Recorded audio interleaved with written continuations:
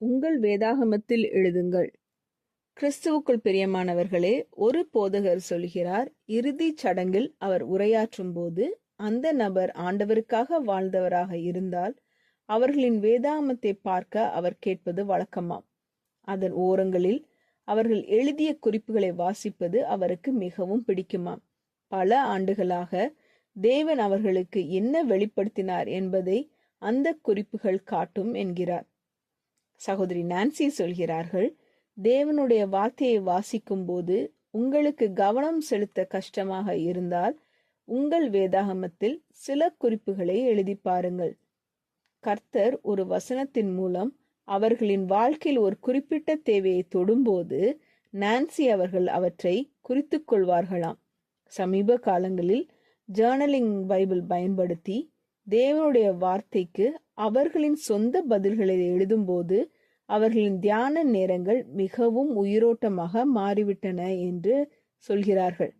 ஆனாலும் அவர்களின் சாதாரண வேதாகமத்திலும் கூட ஓரங்களில், ஆம் கர்த்தாவே, இது என் வாழ்க்கையில் உண்மையாகட்டும், அல்லது யாருக்காவது ஒரு ஜெபத்தை எழுதுவேன் என்று அவர்கள் என் பழக்கத்தை சொல்கிறார்கள்.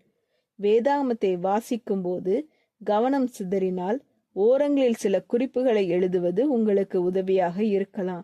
இவ்வாறு செய்தால் உங்கள் வேதாகமமே உங்கள் தனிப்பட்ட விசுவாச பயணத்தின் கதையை சொல்லும் சாட்சியாக மாறும்.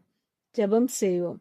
எங்கள் அன்பின் பரமபிதாவே, உமது வார்த்தையை வாசிக்கும் போது அதை உயிரோட்டமாக அனுபவிக்க எங்களுக்கு கிருபை தாரும்.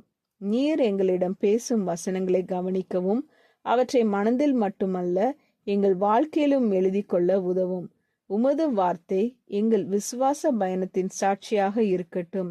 ஒவ்வொரு வேத வாசிப்பும் உமக்கு அருகில் எங்களை கொண்டு செல்லட்டும். இயேசுவின் நாமத்தில் ஜெபிக்கிறோம் பரமபிதாவே, ஆமீன். இந்த மெசேஜ் 9 ஆகஸ்ட் 2024 நான்சி டிமோஸ் வோல்கமோத் அவர்களின் இயேசுவை தேடி என்ற புரோகிராமிலிருந்து எடுக்கப்பட்டது. கர்த்தர் உங்களை ஆசீர்வதிப்பாராக.